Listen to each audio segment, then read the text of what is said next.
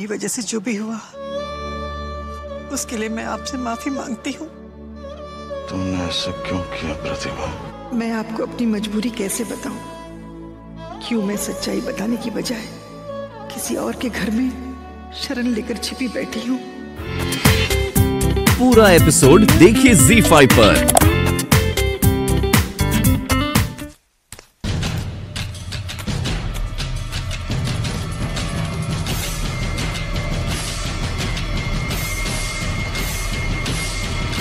यशोधरा, यही सोच सोच कर परेशान हो रहा हूं।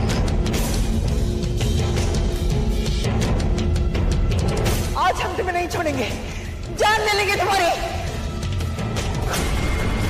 अब जब भी कनिका की शादी की बात चलेगी, लोग वही बात फिर से दोहराएंगे कि बिन मां की बेटी है, संस्कार नहीं है उसमें, वगैरह वगैरह वगैरह। लड़की होने की यही तो त्रासदी है।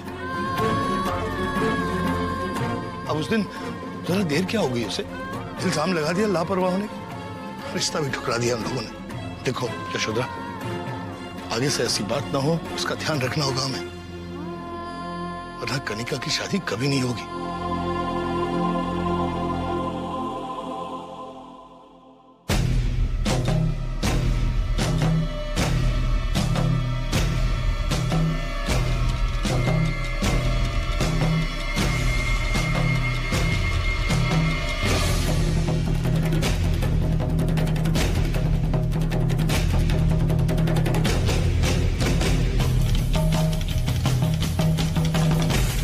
आप ठीक कह रहे हैं भैया, आप जाकर आराम कीजिए, कल इस बारे में बात करते।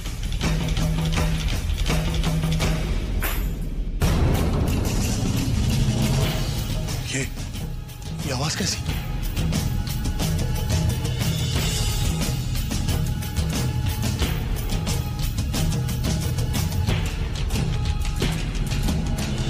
कौन है?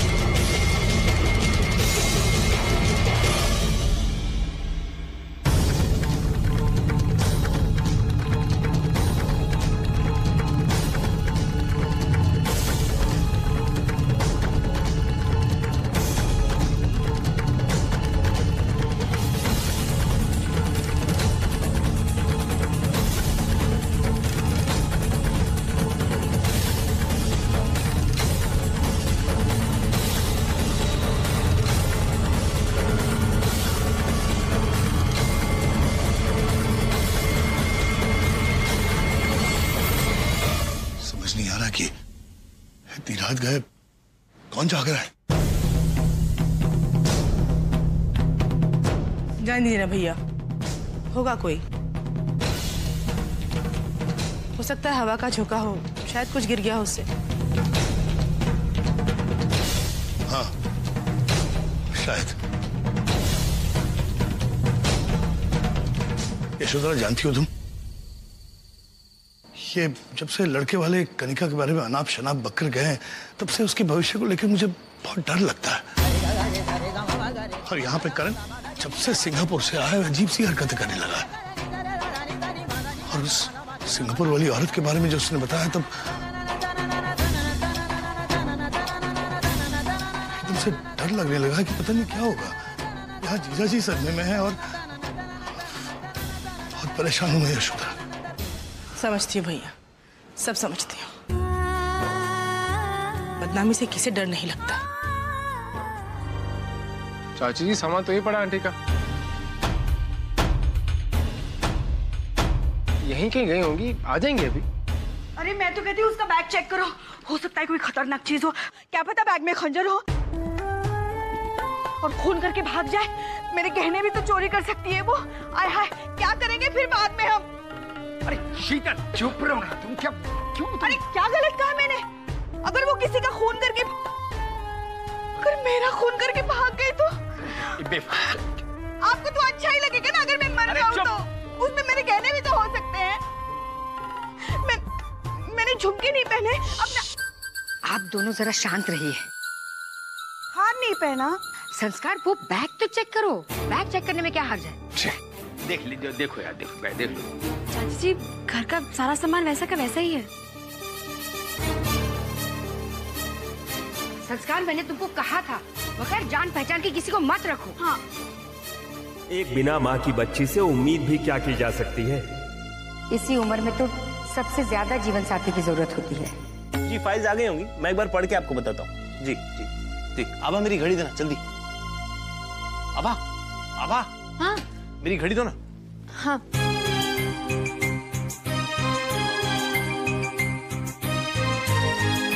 घड़ी घड़ी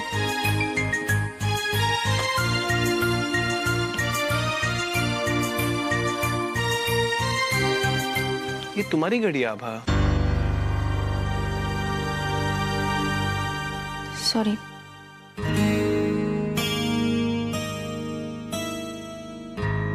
क्या हुआ? मुझे बताने के पहले सोच रही हो मैं तुम्हारा पति हूं, भूल तो नहीं गई? करण, वो कल जो लोग कनिका को देखने आए थे, उन्होंने जो कुछ भी कहा उससे दादी और पापा को बहुत बुरा लगा है। और हमें भी बहुत बुरा लगा जब उन्होंने वो बिन माँ की लड़कियों के बारे में कहा। पता नहीं लोग इतनी जल्दी दूसरों के लिए अपनी राय कैसे बना सकते हैं। बनाने दो, क्या फर्क पड़ता है? ऐसे लोगों के यहाँ हम अपनी कनिका की शादी नहीं करेंगे। वो सब तो ठीक है करण, पर सब लोग ऐसा ही सोचते हैं। अब हम पूरी दुनिया की सोच तो नहीं बदल सकते ना, हमें खुद की सोच बदलनी होगी। अब कनिका पूरी जिंदगी तो घर पे नहीं बैठ सकती, उसे भी जीवन साथी की जरूरत पड़ेगी। बल्कि हर किसी को जीवन साथी की जरूरत पड़ती है, फिर चाहे वो उम्र में बड़ा हो या छोटा।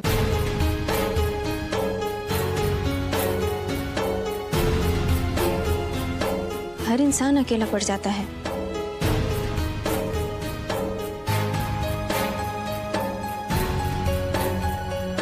किसकी बात कर रही हो तुम? वो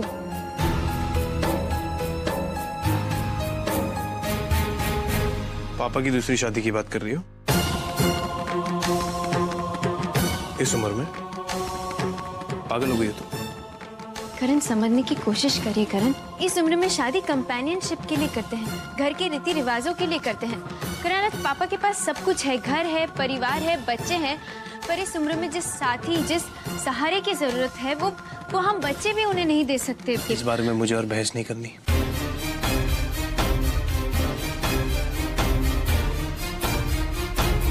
करण,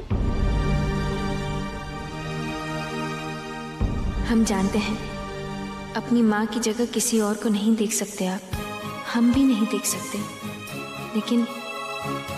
लेकिन पापा की खुशी के लिए यही एक रास्ता है। सानिया, सानिया, आ गई। सानिया 2 बजे डॉक्टर के पास पहुंचना था, 2 यहीं बज गए, अब जल्दी चलो।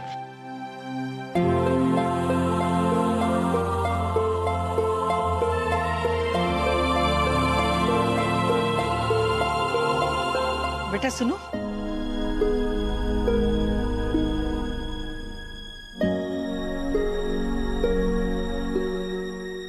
बेटा ऐसी हालत में ऊंची एड़ी के सैंडल पहनकर जाना ठीक नहीं है। कोई सीधे साधे चप्पल पहनकर जाओ ना। जी।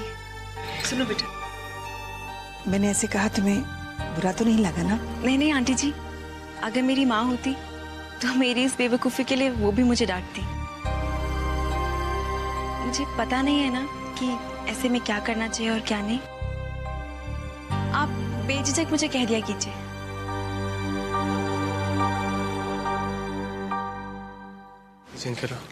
संस्कार,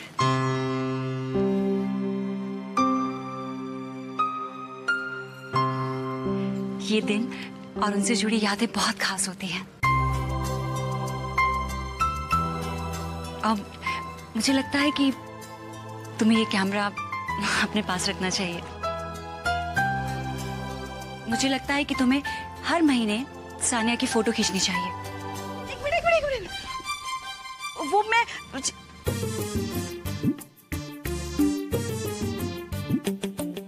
जीन्स पहन के अपनी तस्वीर खिंचवाना चाहती हूँ। जीन्स?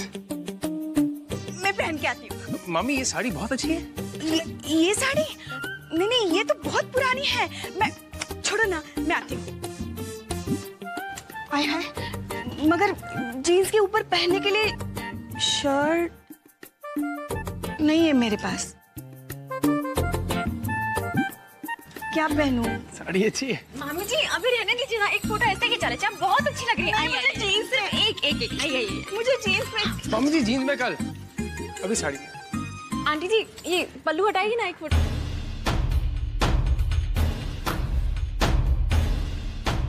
एक ही तो फोटो खिंचानी है। हाँ हटाइए, हटाओ ना।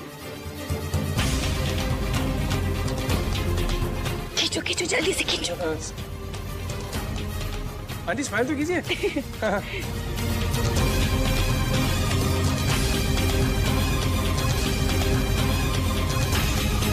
नमस्ते।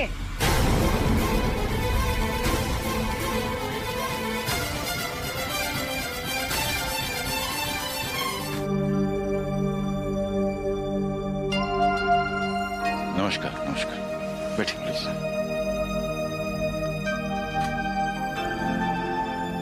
जी कहिए। देखिए, सभी ट्रस्टियों की तरफ से मैं आपसे ये पूछने आया हूँ कि हर साल की तरह इस साल भी आप अपने स्वर्गीय पत्नी की पुण्यतिथि पर उनकी आत्मा की शांति के लिए जो मंदिरों में पूजा करवानी है, गरीबों को अन्न बंटवाना है, कपड़े बंटवाना है, तो इस साल आप क्या क्या करवाएंगे ये सब मुझे बता दीजिए, तो मैं सब सामान अच्छी तरह से मंगवा के रखूं, क्योंकि मुझे मालूम है कि पूजा में कोई भी चीज की कमी आपको पसंद नहीं है। लेकिन इस बार मैं कोई पूजा नहीं करना चाहता नागर साहब। ये क्या बात कर रहे हैं वकील साहब? आज तक कितने सालों में आपने कभी कुछ, लेकिन इस बार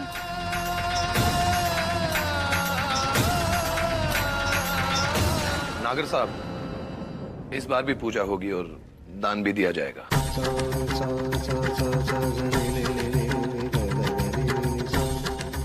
बाकी सब डिटेल्स मैं आपको फोन पे बता दूं। अच्छा, नमस्कार। उसके नाम पर मैं कुछ भी नहीं करना चाहता। Do you understand? पापा, आई अंडरस्टैंड।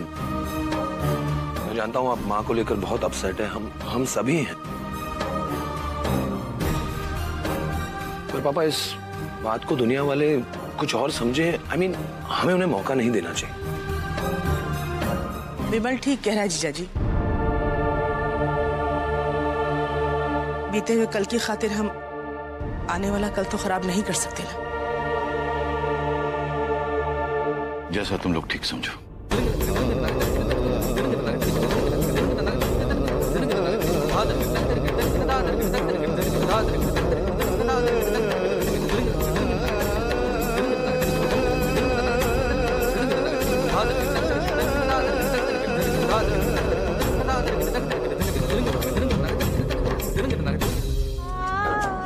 ये कैसी परीक्षा ले रहे हैं भगवान? आप ही कोई रास्ता दिखाओ प्रभु, मेरी कुछ समझ में नहीं आ रहा है।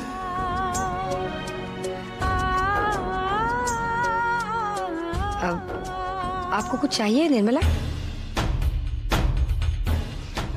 जी मैं मंदिर जाना चाह रही हूँ। ये है कौन?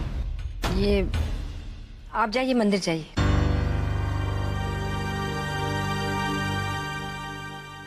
ये एक बेसहारा औरत है, संस्कार को बाजार में मिली थी। कहने के लिए उसके परिवार का कोई है नहीं। सानिया की देखभाल के लिए संस्कार उसे यहाँ ले आया। हमें भी घर के काम के लिए मदद मिल गई और उसे भी सर छुपाने के लिए छत मिल गई। बेटा मुझे ये पूजा नहीं करनी। आज तक किसी ने पूजा में कोई बाधा नहीं डाली। शायद मेरा मन ही नहीं है। मैं ये पूजा नहीं करूंगा। नहीं विमल। जीजा जी लेकिन वो तुम्हारी भी बहन थी। तुम दोनों ये पूजा कर दो, मैं दान देकर जाना चाहूंगा। हे भगवान, ये कैसी विडंबना है। मेरी ही आंखों के सामने मेरी आत्मा शांति की पूजा की जा रही है।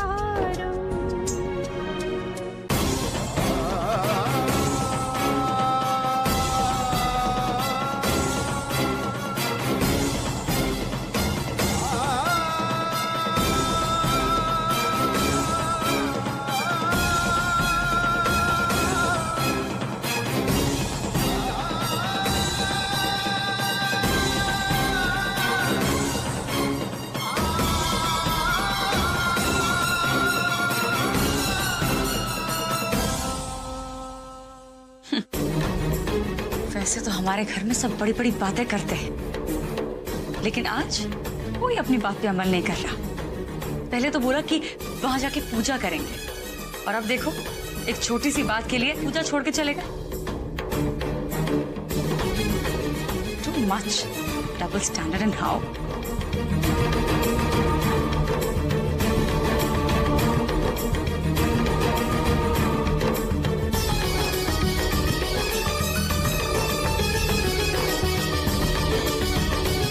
ये लो, ले लो।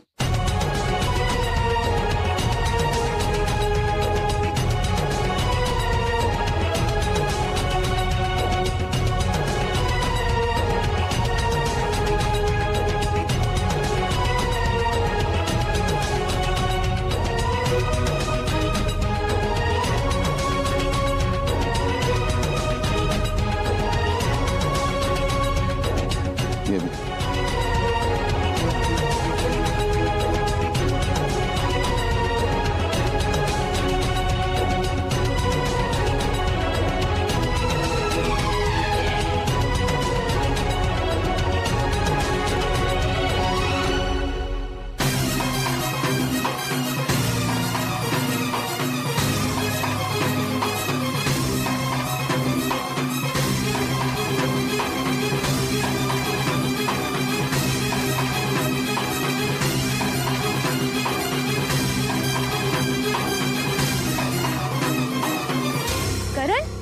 करण जल्दी आइए।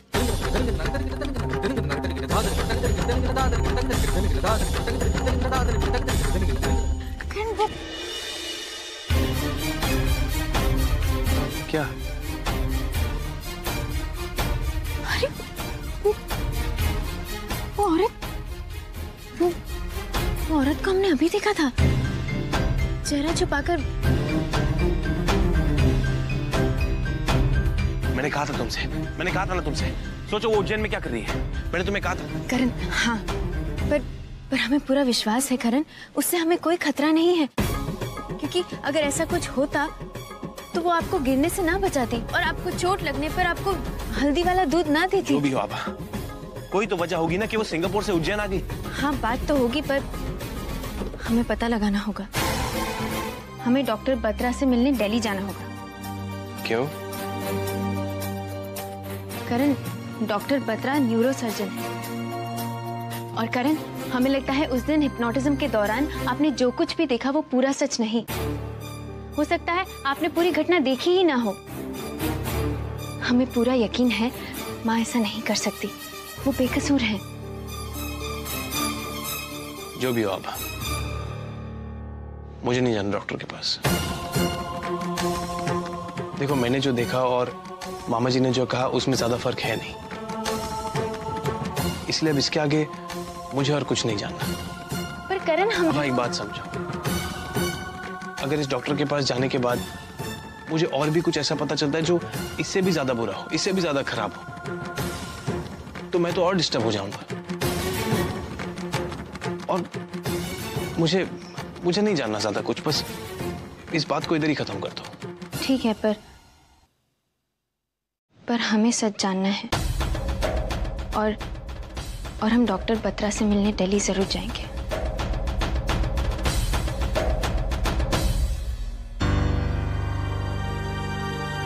ठीक, तुम जाओ अपने दिल की तसल्ली कर लो, मैं तुम्हारी टिकट्स बुक कर देता हूँ। बहना, वो करण की तबीयत के बारे में आप कुछ बता रही थी? पता नहीं राघव भैया, करण की तबीयत अचानक बिगड़ जाती है। करण की दादी बड़ी परेशान थी, इसलिए कल वो मंदिर जा रही है। वो कह रही थी कि हरिद्वार से कोई सिद्ध पुरुष आए हैं, उनसे कुछ उपाय पूछने के लिए जाने वाली है। आ गई आप?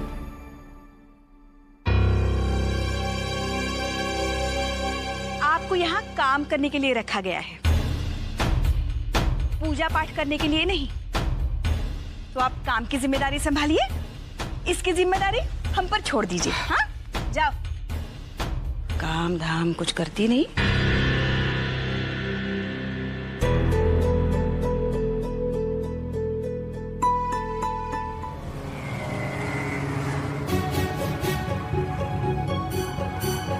कनिका जी, हम ये कह रहे थे कि हम आपकी मदद हो प्लीज। तुम अपनी खुद की मदद तो कर नहीं पाए और ये खटारा चला रहे हो। मेरी मदद करोगे? My foot. लिसन, तुम मुझे मदद नहीं दे रहे हो, बल्कि मैं तुम्हें काम दे रही हूँ। वरना बैठता कौन है इस खटारा ऑटो में तुम्हारे? मैं तो कभी नहीं बैठती अगर ये मजबूरी ना होती तो। बस यही रोको। यहाँ कनिका जी बीच सड़क में। मैंने कहा यही रोको, रोको यही। लेकिन मैंने कहा यही रोको।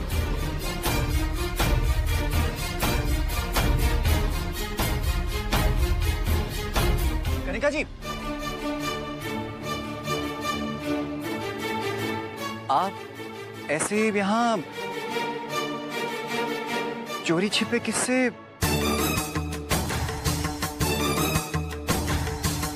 तुमने मुझसे कुछ कहा? मैंने पूछा, तुमने मुझसे कुछ कहा? देखो, तुम अपनी हद में रहो, अपने काम से काम रखो। Don't interfere. मैं भी यहीं आ रही हूँ, यहीं वेट करना। तब तक अपना एक खटारा साफ करो। सुना तुमने?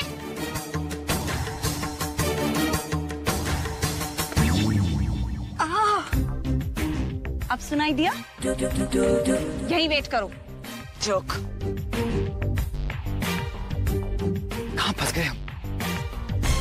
पापा के घर की बात है, इसीलिए। भाई कहीं कोई ऊंच नीच ना हो जाए, सिर्फ इसीलिए मदद कर रहे हैं हम इनकी। ना तो और भी बहुत काम है, और भी बहुत काम है हमें।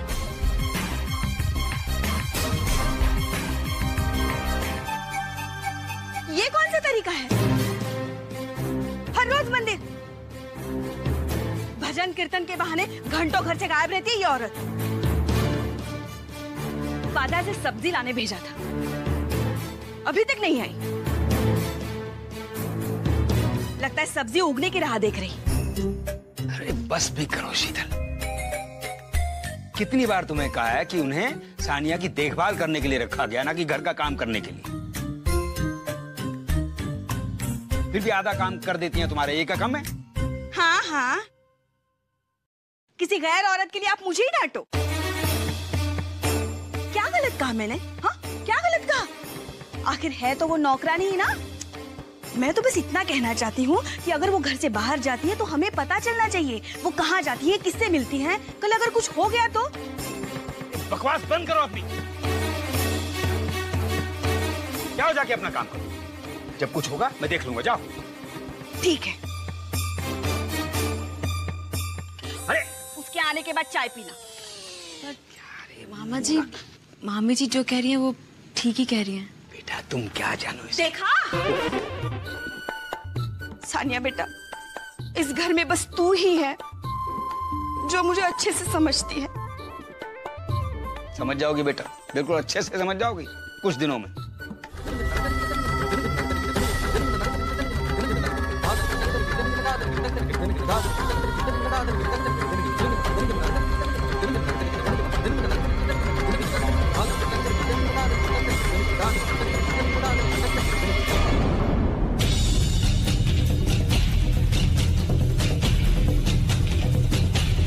आज हम तुम्हें नहीं छोड़ेंगे, जान ले लेंगे तुम्हारी।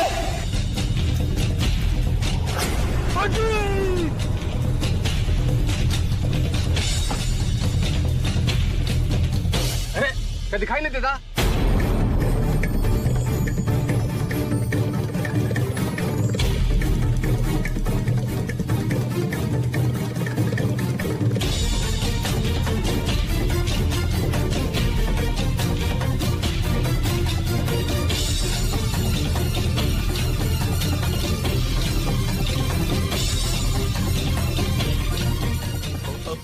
अम्मा जी आप चलिए, मैं प्रसाद लेकर आता हूँ। आप चलिए।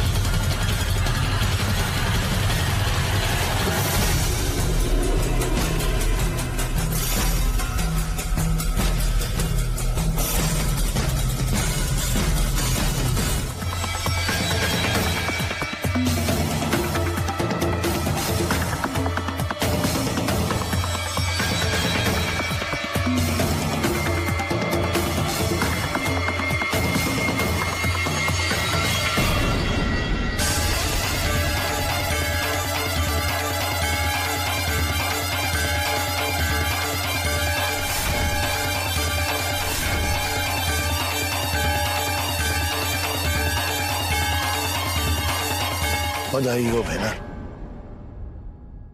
आखिर तुम सिंगापुर से इंडिया आ ही गई ना। अरे कोई रास्ते में तकलीफ तो नहीं हुई?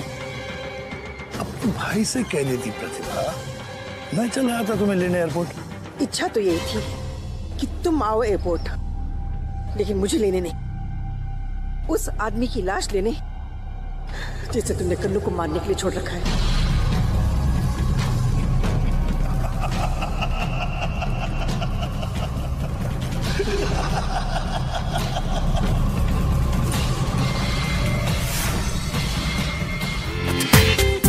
पूरा एपिसोड देखिए ZEE5 पर।